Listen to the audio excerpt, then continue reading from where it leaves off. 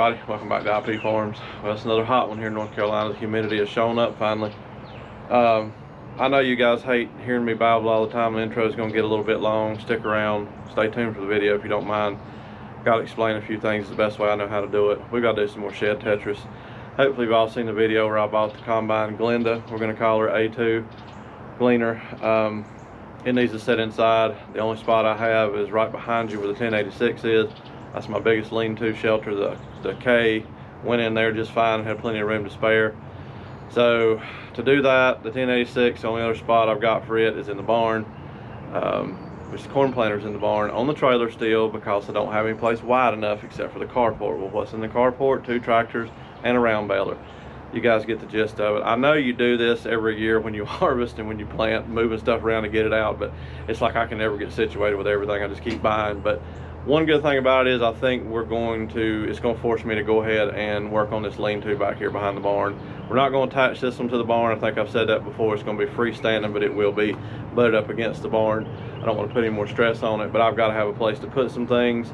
The way I've got it measured out, my spans and everything, pushing it a little bit. I'm going to swing for the fences on it, but I think I can make it work to where I can get Glenda the Gleaner over there and the grain head in the same bay, and then the grain truck, which is going to be the dump truck. We've got upcoming videos on that. I've just decided to go with the dump truck. I'll explain more about that as time goes along. So let's see what we can do. Like I said, I'm not sure. It's probably be filmed every couple of days, but hopefully you guys will enjoy it, and let's see if we can make room.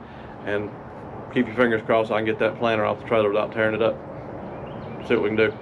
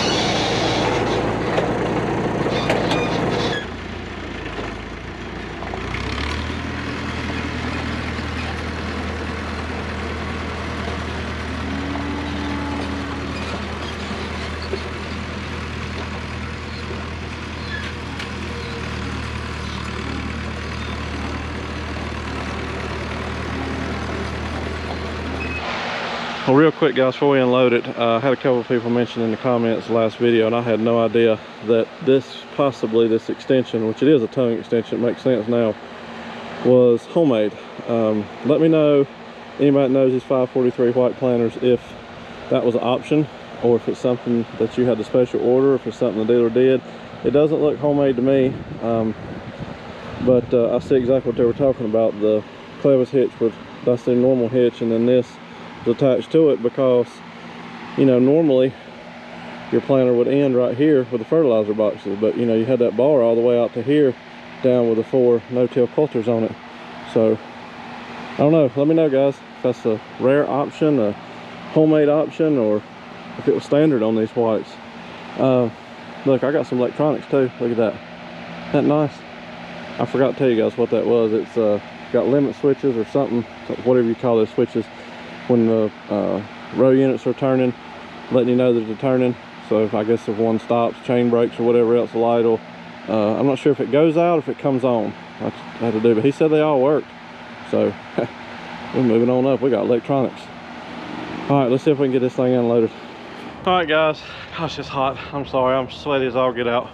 Not gonna work the way I wanted it to unload. So we're down here with the Alice. Gonna see if it'll crank. It should. I'm here by myself, which is not good as far as the loader bucket won't stay up on this thing. I need to get the cylinders rebuilt, but hopefully if it's steady enough, I can pick it up and then just back straight up enough to set it down on the ground. So keep fingers crossed. Let's see what we can do. And yes, here's another project that never got finished. You guys have been with me, gosh, what's it been, 2 years now? 1 year? 2 years, I believe. Still haven't put a switch in this thing. Pathetic, isn't it?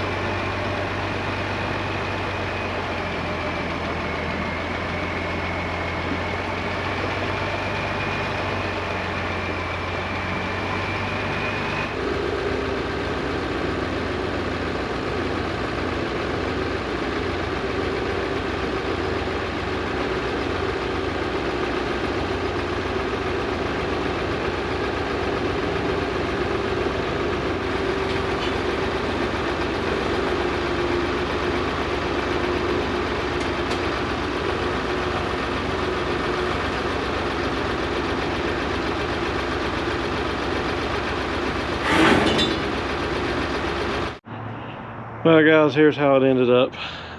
Planter's in here. I'm far enough in.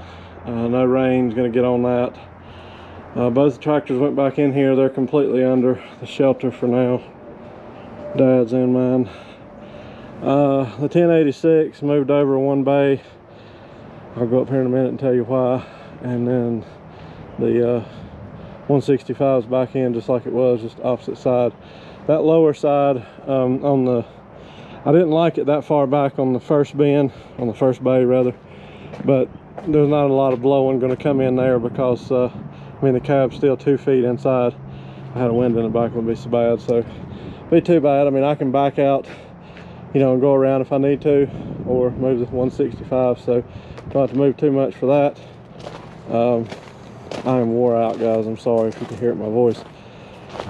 And there's the bay for Glenda. I think I'm gonna have to move a couple of those rocks back there. They're not really supporting anything. I scoot them up under the barn. This one right here is supporting the barn, but I think it clears this one okay. I think it's those back there when I had the K in here. But anyway, let me go up here to the barn right quick. All right, here's what we ended up with. Just got the loader in here. I might leave it since I got everything else over there, simply because if that side of the lean-to that we didn't get down yet falls, it's not going to hurt the loader near as much as it would the 1086. So we may end up just leaving that. We got plenty of room, bigger walkway here. Might have to put my mower up here for right now, but anyhow, let me get pull me up a chair here and catch my breath, and probably call this one good, guys. Good Lord, guys, what a day. The humidity is so bad here, it's about taking my voice today. The air is so thick. That's what kills me, is the humidity. I don't mind the heat. Anyway, enough fussing about the weather. Hopefully you enjoyed it. Wasn't a whole lot again. You guys have seen me move stuff around in these buildings and sheds so many times. I hesitated on filming it, but it's what we're doing. A lot of changes. Planter came off the trailer okay. I didn't put the no-till stuff back on. I'm going to keep it. I'm going to have my hands full enough learning how to do all this and drive straight. You know who you are. So we're just going to leave all that stuff off right now. I need to be as close to the action as I can to see what's going on. Not to say it won't get put on later on. So that's pretty much ready. We got the bay here for Glenda ready. Worked out, you know, tractors, everything's in the dry like it needs to be. One other thing, well, two other things really. Well, no, really three other things. I'm gonna get long-winded here. One, I'm gonna build a dedicated shelter for the planter and the drill. High enough, wide enough that I can just either pull through or drive in or something, access both ends, be done with it. I'm tired of wiggling around and stuff. Those need their own shelter, just like I did for the hay equipment. Second thing is, I'm not going to plant anything this year at all. I'm tempted to, but I've just got too many irons in the fire. I've got too many things I need to do, and I really want to hit the ground running in 2024 as far as row crops. So I'm going to concentrate on getting all my antiques in working order best I can, and get some tillage done this fall, and hopefully get some winter wheat in the ground if things work out. And third, I guess, if the oats grow good enough and everything works out, I plan on combining them, mainly for the straw, and I've got a little idea with what little oat seed I get out of it. I'll take you out there and look. The rain really helped them, but guys, don't make fun too much, because I really messed up with that drill in a couple of places, and I knew what it was doing, and it was dark and I was aggravated. But you know what, it's the first time, and it looks pretty neat to have something growing out there that I planted regardless, even though it's got bare spots in it. Kind of looks like a dog with a mange, if you will. But we'll take you out there sometime this week and show them to you. So the rain really sprouted them up for me when I think the last time I was out there when we were spreading fertilizer. I didn't spread any fertilizer on that. Anyway, I'm babbling again. Thank you guys for everything you've done. Really appreciate you being here. Thank you for all the new subscribers, all you guys have been with me from the beginning. If you're interested in anything, Mad Moose Designs, I'll put the link in the description for the IP Farms, pennies on the dollar apparel, hats, shirts, t-shirts, hats, shirts, t-shirts, and stickers. I'm tired, guys. I'm going home. So we'll see what happens over the next couple of days. Till then, thank you.